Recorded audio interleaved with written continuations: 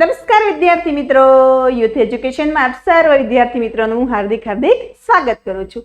વિદ્યાર્થી મિત્રો, આજે આપણે કંઈક એવો કોર્સ, બ્રિજ કોર્સ વર્ગ તત્પરતા જ્ઞાન સેતુ. હવે આ કોર્સ કેવો છે કે આ કોર્સમાં તમે જે આગળના ધોરણમાં એટલે કે તમે બીજા ધોરણમાં અત્યારે જે આપણે આ કોર્સ શીખવાના છે તે ત્રીજા ધોરણમાં આવ્યા પછી શીખવાના છીએ, અને એ કોર્સનો અભ્યાસ એટલે કે એમાં તમારે ધોરણ 2 માં આવી ગયેલું અમુક ટોપિકો જે તમારે આજે શીખવાના છે, ટૂંકમાં થોડું ઘણું સમજવાનું છે. તો ચાલો વિદ્યાર્થી મિત્રો, આપણે તૈયાર છો ને? શીખીએ. ધોરણ 3 જ્ઞાન સેતુ ગણિત ભાગ 1. આજે આપણે ભાગ 1 શીખીશું. ચાલો હવે જુઓ વિદ્યાર્થી મિત્રો, અહીંયા આપણને આપેલું છે કે ઘરથી સૌથી દૂરની સાયકલ પર ખરાની નિશાની કરો. હવે અહીંયા આપણને સરસ મજાનું ઘર આપેલું છે. ત્યાર પછી આપણને 1, 2 અને 3 સાયકલો આપી છે. હવે આપણને અહીંયા એવું કીધું છે કે સૌથી દૂરની સાયકલ પર આપણે ખરું કરવાનું છે. હવે સૌથી દૂરની સાયકલ પર સૌથી દૂર તો અહીંયા છે, આ પહેલી સાયકલ છે તે ઘરની પાસે છે. હવે ત્યાર પછીની બીજી સાયકલ છે તે તો વચ્ચે છે. તો અહીંયા જે સાયકલ છે તે સૌથી દૂર થઈ. સૌથી નજીક આ છે, ત્યાર પછીની વચ્ચેની સાયકલ, અને આ છે તે શું છે? સૌથી દૂર છે. જુઓ, ઘરથી દૂર, કેમ કે ઘરથી સાયકલની વચ્ચે બીજી 2 સાયકલો આવે છે. તો અહીંયા આપણે ખરાની નિશાની કરીશું. ત્યાર પછી વિદ્યાર્થી મિત્રો આપણને અહીંયા કીધું છે કે શાળાની સૌથી નજીકના ઝાડ પર ખરું કરો. ઉપર આપણને કહ્યું હતું કે સૌથી દૂરની સાયકલ પર ખરું કરો. અહીંયા આપણને કહ્યું છે કે સૌથી નજીકના ઝાડ પર ખરું કરો. તો જોઈએ આપણે કે સૌથી નજીકનું ઝાડ કયું છે. તો અહીંયા જે પહેલું ઝાડ છે તે શાળાને સૌથી નજીક થાય છે. ત્યાર પછીના બંને ઝાડ છે તે શાળાને દૂર થાય છે. તો સૌથી નજીકનું ઝાડ છે તેના પર આપણે ખરું કરીશું. તો ચાલો આગળ. હવે પુલની નીચેની કાર પર ખરું કરો. અહીંયા સરસ મજાનો પુલ આપેલો છે. તમે પુલ જોયો છે ને? તો પુલ ઉપરથી પણ કાર જતી હોય છે અને પુલ નીચેથી પણ કાર અને વાહનો જતા હોય છે. તો અહીંયા પણ એ જ રીતનું ચિત્ર છે. અહીંયા એક કાર પુલ ઉપરથી જાય છે અને એક કાર છે તે પુલ નીચેથી જાય છે. હવે આપણને અહીંયા શું સૂચના આપી છે કે પુલની નીચેની કાર પર ખરું કરો. હવે પુલની નીચેની કાર કઈ છે? તો પુલની નીચેની કાર છે આ. કલર ચેન્જ કરવો પડશે. ચાલો, હવે દેખાયું ને? હા. હવે અહીંયા આપણને સૂચના આપી છે ટેબલ ઉપરની ચોપડી પર ખરું કરો. જો અહીંયા આપણને એક સરસ મજાનું ટેબલ આપ્યું છે, પરંતુ ટેબલની ઉપર પણ ચોપડી છે અને ટેબલની નીચે પણ ચોપડી છે. તો સૂચના આપણને આપી છે કે ટેબલની ઉપરની ચોપડી પર ખરું કરો. હવે ટેબલની ઉપરની ચોપડી કઈ છે? તો આ છે ટેબલની ઉપરની ચોપડી. ત્યારબાદ આગળ. હવે આપણને અહીંયા કીધું છે આકારની વસ્તુઓમાં રંગ પૂરો. તો ચિત્રો આપણને ઘણા બધા આપેલા છે. હવે તમે જુઓ કે આમાંથી કઈ વસ્તુનો આકાર પરફેક્ટ દેખાય છે. તો અહીંયા આપણને પહેલા આપ્યું છે દડો. દડાનો આકાર કેવો હોય છે? ગોળ. પછી અહીંયા આપણને આપેલી છે મીણબત્તી. મીણબત્તીનો આકાર હોય છે નળાકાર. અહીંયા આપણને જુઓ સૂચના આપી છે ગોળ આકારનું સર્કલ આપી છે. તો એ સર્કલ એટલે કે આપણે એવું સમજવાનું કે ગોળ આકારની જે વસ્તુ હોય છે તે ચિત્રમાં જ આપણે રંગ પૂરવાનો છે. હવે અહીંયા આપી છે પેન્સિલ. તો પેન્સિલ કેવી હોય છે? નળાકાર. ફુગ્ગો ગોળ હોય છે. પછી આપ્યું છે બોક્સ. તો બોક્સનો આકાર કેવો હોય છે? ચોરસ. તો આપણે કયા ચિત્રમાં રંગ પૂરીશું? તો આપણે બોલ એટલે કે દડો અને ફુગ્ગામાં રંગ પૂરવાનો છે.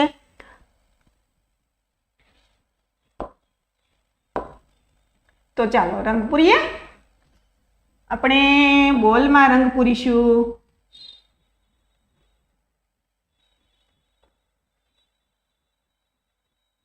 સરસ મજાનો લાલ રંગનો દડો બનાવી દેશું. આવું બધું તમે બીજા ધોરણમાં ભણી જ ગયેલા છો, પરંતુ આપણે અત્યારે તેનું પુનરાવર્તન કરવાનું છે. શું કરવાનું છે? પુનરાવર્તન. જે તમે ધોરણ 2 માં ભણી ગયેલા છો તેનું પુનરાવર્તન આજે આપણે કરીશું. તો સરસ મજાનો લાલ રંગનો દડો તૈયાર થઈ ગયો. હવે આપણે ફુગ્ગો, તો ફુગ્ગાને આપણે આપશું પીળો રંગ. ચાલો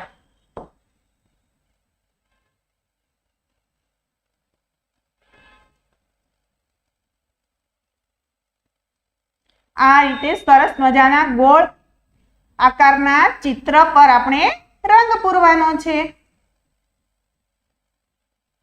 થઈ ગયો ફુગ્ગો. હવે ત્યાર પછી આપણને અહીંયા સૂચના આપી છે કે આ ત્રિકોણ આકાર એટલે કે જે આકાર ત્રિકોણ હોય તેવી વસ્તુઓમાં આપણે રંગ પૂરવાનો છે. તો અહીંયા આપણને એક આપી છે ટોપી, જે ટોપી છે જોકરની. તો જોકરની ટોપી કેવી હોય છે વિદ્યાર્થી મિત્રો? ખબર જ છે ને તમને. જોકરની ટોપી હોય છે ત્રિકોણ આકારની. અને અહીંયા છે એક બીજું ત્રિકોણ આકારનું ચિત્ર. તો આપણે આ બંને ચિત્રમાં રંગ પૂરવાનો છે. ત્યાર પછી આપણને ટામેટું આપ્યું છે. તો ટામેટાનો આકાર કેવો હોય છે? ગોળ. તો તેમાં રંગ પૂરવાનો નથી. પછી આપેલી છે આપણને ડબ્બો અથવા તો ડોલ. તો તેમાં પણ રંગ નથી પૂરવાનો, કેમ કે તેનો આકાર પણ નળાકાર જેવો છે. ત્યાર પછી આપણને આપ્યું છે દિવાસળીની પેટી, એટલે કે તેનો આકાર હોય છે લંબચોરસ. તો આપણે તેમાં રંગ પૂરવાનો હોતો નથી.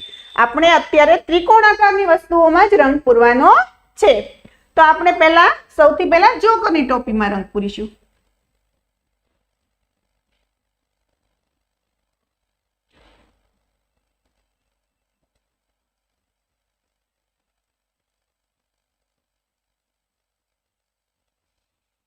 જોકરની ટોપીમાં વ્યવસ્થિત રંગ પૂરાઈ જાય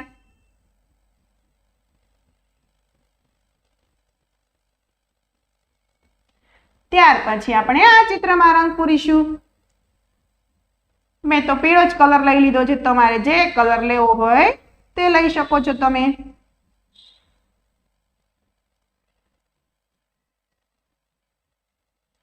અહીંયા હું થોડો કલર ચેન્જ કરીશ.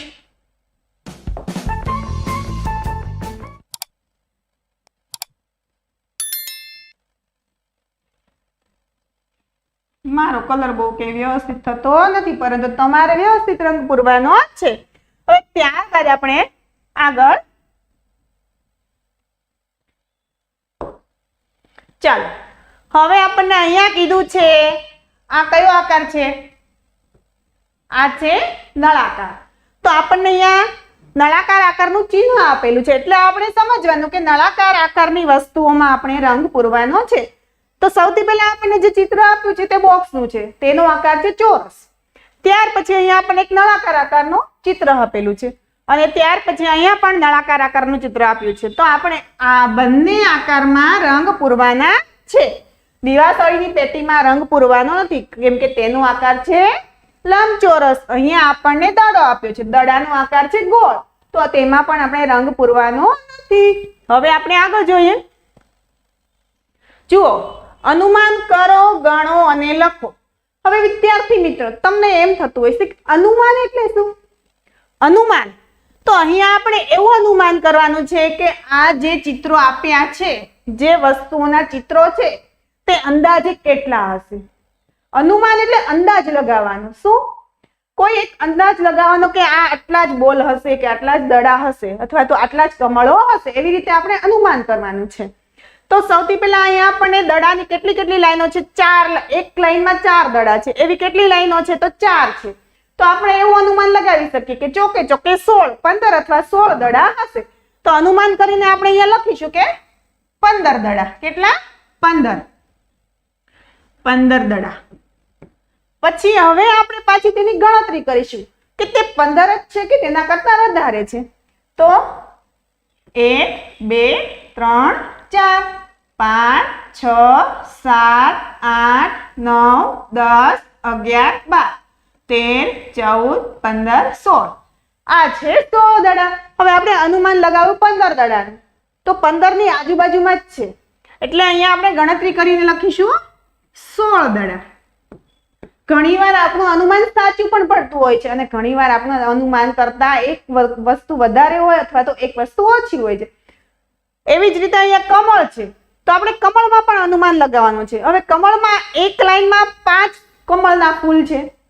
એવી 3 લાઈનો છે, તો 5 કરીને 15 અને નીચે 3 આપેલા છે. 15 ને 3 18 થાય. તો આપણે અહીંયા અનુમાન લગાવી શકીએ કે ભાઈ 17 અથવા 18 હોઈ શકે.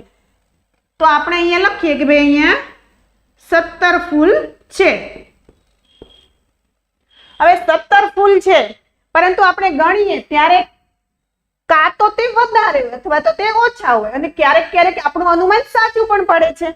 તો આપણે અહીંયા ગણીશું કે ભાઈ 1 2 3 4 5 6 7 8 9 10 11 12 13 14 15 16 17 અને 18. તો અહીંયા પણ આપણું અનુમાન એક અંક ખોટું પડ્યું, કેમ કે અહીંયા આપણે 17 ફૂલનું અનુમાન લગાવ્યું છે અને છે 18 ફૂલ, પરંતુ છે તેની આજુબાજુમાં જ. એટલે અનુમાન કરવું તે કંઈ ગુનો નથી. અનુમાન કરી શકાય કે અંદાજિત ભાઈ અહીંયા આટલી વસ્તુઓ છે અથવા તો આટલી વસ્તુઓ હોઈ શકે. તો અહીંયા છે 18 ફૂલ. ચલો આગળ જુઓ, અહીંયા પણ આપણને અનુમાન કરવાનું કહ્યું છે, અને ઘણી વખત એવું પણ બને છે કે આપણું અનુમાન સાચું હોય છે. તો આપણે જો એ રીતે ગણી શકીએ કે ભાઈ એક લાઈનમાં 5 ચકલી છે, એવી 3 લાઈનો છે, તો 5 ફેરીને 15 ચકલી થાય. તો અહીંયા આપણે લખીએ કે ભાઈ 15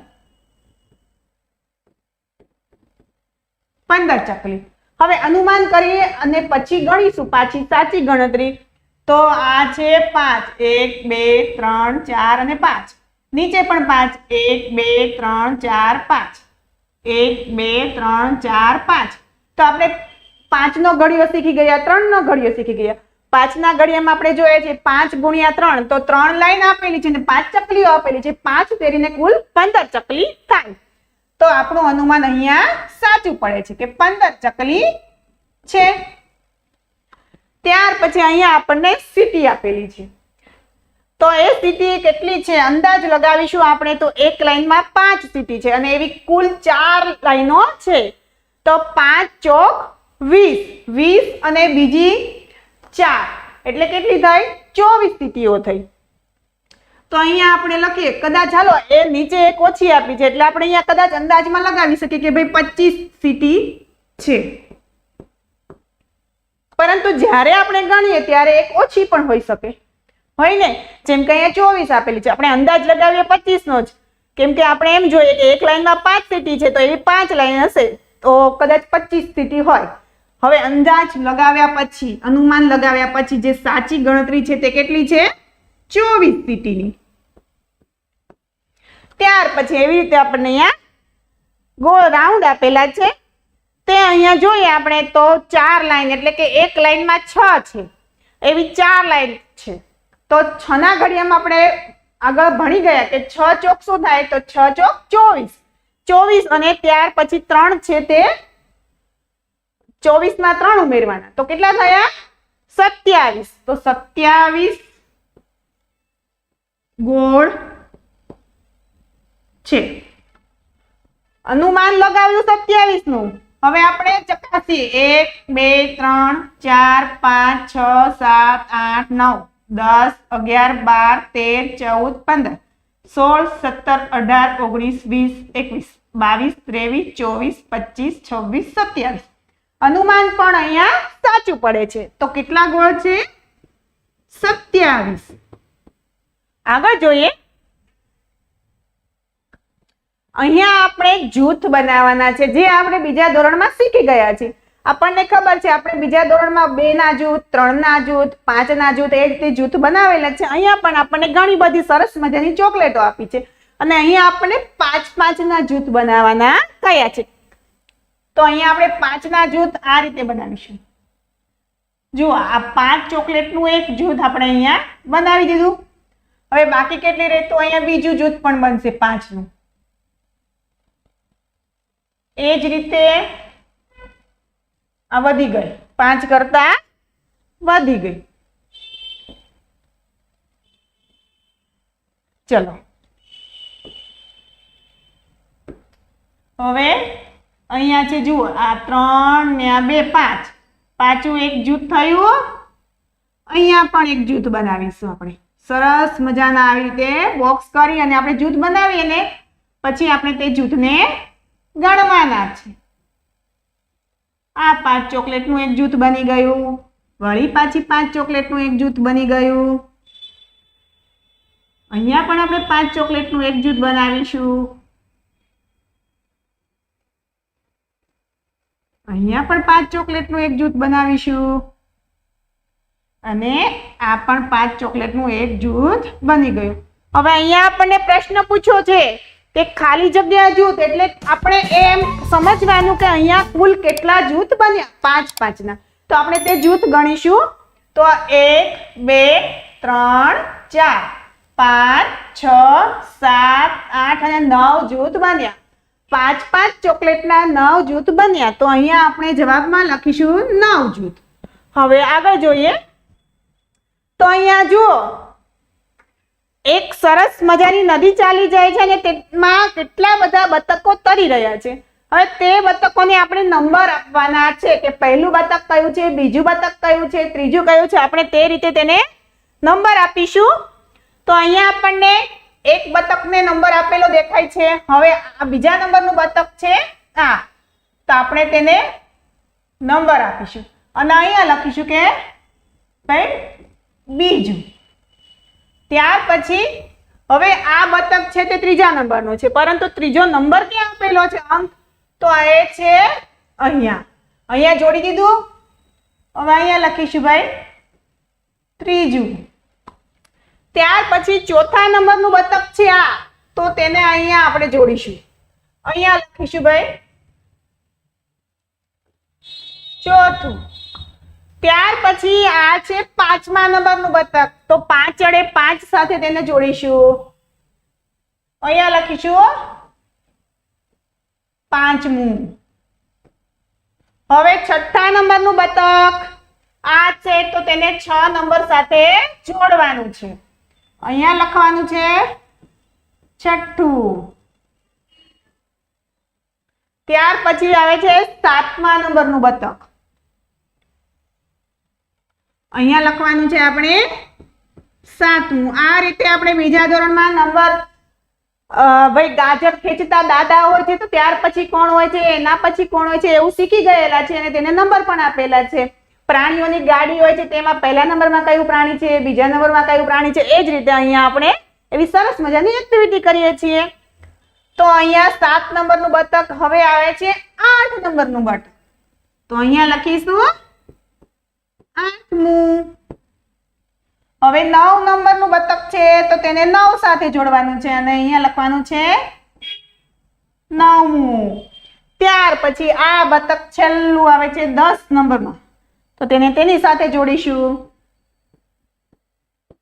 તો આ સરસ મજાની એક્ટિવિટી આપણે જોઈ. હવે આગળ જોઈએ તો અહીંયા જુઓ, નીચે આપેલ પ્રાણી કે પક્ષીના નામની સામે આપેલ વસ્તુમાંથી, જો આપેલ વસ્તુ જે અહીંયા આપેલી છે તેમાંથી કોઈ પણ પ્રાણી કે પક્ષી જે વસ્તુ જે ઉપાડી શકે છે તે ખાનામાં આપણે રંગ પૂરવાનો છે.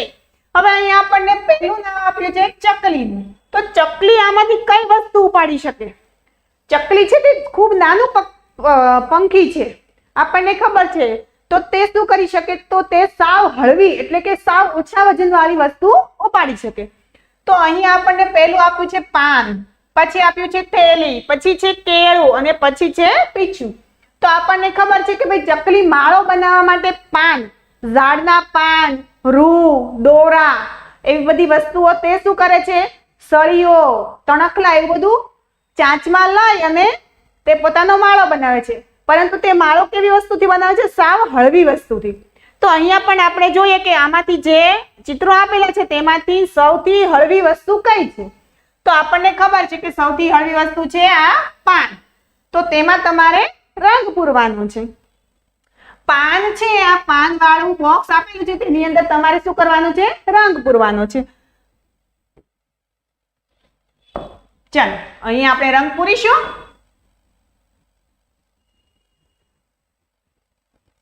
આ રીતે તમારે આ બોક્સમાં રંગ પૂરવાનો છે.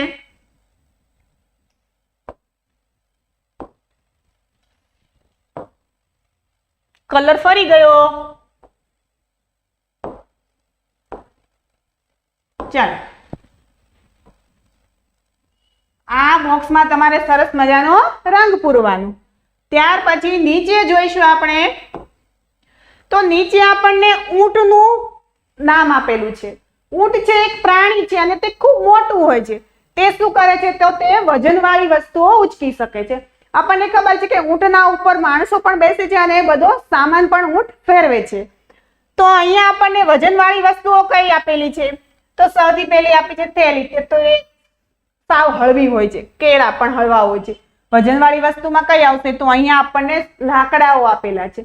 તો ઊંટ છે તે શું કરે છે, લાકડાઓ એટલે કે વજનવાળી વસ્તુ એવી ઉપાડી શકે છે. એટલે આ બોક્સની અંદર તમારે કલર પૂરવાનો. જુઓ, પહેલી લાઈનમાં પાનવાળા બોક્સમાં તમારે કલર પૂરવાનો છે, બીજી લાઈનમાં લાકડાવાળા બોક્સમાં કલર પૂરવાનો છે. ત્યાર પછી અહીંયા આપણને આપ્યું છે કબૂતર. તો આપણને ખબર છે ચકલીની જેમ કબૂતર પણ નાનું પક્ષી છે. કબૂતર પણ વજનવાળી વસ્તુઓ ઉચકી શકતી નથી. તે પણ પોતાનો માળો એવી જ રીતે બનાવે છે. ઝાડના પાન, દીવાસળી, સળીઓ, તણખલા, પછી રૂ, એવી જ રીતે તે બધી વસ્તુઓ ઉપાડી અને તેનાથી જ માળો બનાવે છે. તો અહીંયા આપણને દીવાસળીનું ચિત્ર આપ્યું છે અને તે સાવ હળવી હોય છે. ત્યારબાદ આપ્યું છે મોબાઈલનું ચિત્ર. તો મોબાઈલ કબૂતર ના ઉપાડી શકે કેમ કે મોબાઈલનું વજન હોય છે. ચોકલેટ, કેળા, આ કોઈ વસ્તુ તે કબૂતર ના ઉપાડી શકે. કબૂતર શું ઉપાડી શકે? દીવાસળી, કેમ કે તે હલકી છે, હળવી છે. તો તમારે આ બોક્સમાં પણ કલર પૂરવાનો છે. તો વિદ્યાર્થી મિત્રો, તમારે પાનવાળું બોક્સ, લાકડાવાળું અને દીવાસળીવાળું બોક્સ ત્રણેય બોક્સમાં રંગ પૂરવાનો છે. હવે આપણે આગળ જોઈએ. હવે અહીંયા જો આપણને જે રીતે આગળ સૂચના આપી હતી કે પ્રાણી અને પક્ષીઓ કઈ વસ્તુઓ ઉપાડી શકે તે બોક્સમાં આપણે રંગ પૂરવાનો હતો. અહીંયા પણ એ જ રીતની સૂચના છે. તો અહીંયા આપણને પક્ષીની જગ્યાએ પ્રાણીનું નામ છે. કયું પ્રાણી? તો તે છે બકરી. હવે આપણે જોઈએ કે બકરી જ્યારે ઘાસ ખાતી હોય અથવા તો કોઈ ચરતી હોય ત્યારે આપણને ખબર છે કે ભાઈ ત્યાં ગાજર અથવા તો કોઈ ઘાસ એવી વસ્તુઓ હોય છે. તો અહીંયા આપણને ગાજર આપેલું છે. તો બકરી શું ઉપાડી શકે? ગાજર. તો અહીંયા તમારે ગાજરવાળા બોક્સની અંદર રંગ પૂરવાનો છે. હવે ત્યાર પછી અહીંયા આપણને પ્રાણી બીજું એટલે કે ઘોડો. તો ઘોડો શું છે? તે મોટું પ્રાણી છે. પ્રાણી છે એટલે તે વજન થોડું વધારે ઉપાડી શકે. હવે આપણને ખબર છે આપણે ઘોડાની સાથે ગાડીઓ જોડેલી હોય છે, તેને ઘોડા ગાડી કહીએ છીએ. એ ગાડીમાં માણસો પણ બેસેલા હોય છે અને આપણે સામાન પણ બધો મૂકીએ છીએ. એવી જ રીતે આપણે ઘોડા ઉપર સવારી કરીએ છીએ ત્યારે આપણે ઘોડા પર બેસીએ છીએ અને આપણી પાસે જે સામાન હોય છે તે પણ આપણે ઘોડાની ઉપર મૂકી શકીએ છીએ. એટલે ઘોડો શું ઉપાડી શકે? ઘણી વખત તમે પિક્ચરમાં પણ જોયું હશે કે ઘણા ઘોડાઓ શું કરે છે, કોઈ સામાન અથવા કોઈ થેલો પડ્યો હોય તો તે મોઢાની અંદર લઈ આવે છે ને? હા, તો અહીંયા આપણે રંગ પૂરીશું આ બોક્સની અંદર જે થેલો છે ત્યાં. ત્યારબાદ આપણને અહીંયા કીધું છે બિલાડી.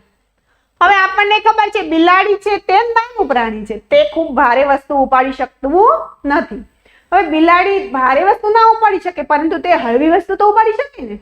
તો અહીંયા આપણને જે ચિત્રો આપ્યા છે તેમાંથી આપણે હળવી વસ્તુ જે બિલાડી ઉપાડી શકે તે બોક્સમાં આપણે રંગ પૂરવાનો છે. તો અહીંયા આપણને આપ્યું છે, પહેલું આપ્યું છે પુસ્તક. બિલાડી ક્યારે જોયું કે બિલાડી પુસ્તક લઈને જતી હોય એવું? ના. તે કદાચ માચીસ બોક્સ એટલે કે જે દીવાસળીનું બોક્સ હોય છે તે પડ્યું હોય તે કદાચ બિલાડી શું કરે છે? મોઢામાં લઈ અને જતી રહી છે. તો અહીંયા આપણે રંગ પૂરીશું. હવે અહીંયા આપણને આપ્યું છે વાંદરું. વાંદરું પણ એક પ્રાણી છે પરંતુ વાંદરાને જે 4 પગ હોય છે તેમાંથી તે 2 પગનો હાથની જેમ ઉપયોગ કરે છે. અને વાંદરો છે તે શું કરે છે કે ભાઈ કોઈ ચશ્મા પહેર્યા હોય તો વાંદરો શું કરે છે? તેના ચશ્મા ખેંચી લે છે ને. તો અહીંયા આપણે ચશ્માવાળા બોક્સમાં પણ રંગ પૂરીશું. અને આપણને ખબર છે કે વાંદરો સફરજન અથવા તો કોઈ પણ ફળ હોય છે તે વાંદરો જાતે તોડી શકે છે અથવા તો ઉપાડી શકે છે ને. હા, તો અહીંયા પણ આપણે શું કરીશું? રંગ પૂરીશું. હવે અહીંયા આપણને આપ્યું છે છોકરો. હવે છોકરો આપણને ખબર છે, છોકરો એટલે કે આપણે. તો આપણને ભગવાને 2 હાથ આપ્યા છે અને 2 પગ આપ્યા છે. આપણે હાથ વડે ઘણા બધા એવા વજનો અથવા તો સામાનો ઉપાડી શકે છે. હવે છોકરો સ્કૂલે જતો હોય ત્યારે તે પોતાના ખભામાં જ દફતર લઈને જાય છે. તો અહીંયા આપણને દફતરનું ચિત્ર આપ્યું છે. તો આપણે આ બોક્સમાં રંગ પૂરીશું. અને છોકરો કદાચ ઘરે અથવા તો શાળામાં સાફ સફાઈ કરતો હોય તો ત્યાં પણ તે ઝાડુ ઉપાડી શકે છે. તે નથી ઉપાડી શકતો એવું નથી, ઝાડુ ઉપાડી શકે છે. તો આ બોક્સમાં પણ તેને રંગ પૂરવાનો છે. તો વિદ્યાર્થી મિત્રો, જે બોક્સમાં મેં ટીક કરાવ્યું છે તે બોક્સમાં આપણે રંગ પૂરવાનો છે. અને વિદ્યાર્થી મિત્રો, આપણે જે આજે ભણ્યા છીએ તે તમે આગળના ધોરણમાં ભણી ગયા છો, પરંતુ આજે આપણે તેનું પુનરાવર્તન કર્યું છે. જો તમને અમારો વિડીયો પસંદ આવ્યો હોય વિદ્યાર્થી મિત્રો, તો આવા નવા વિડીયો જોવા માટે તમે અમારી ચેનલને લાઈક, શેર અને સબસ્ક્રાઇબ કરી શકો છો. જય હિન્દ, જય ભારત.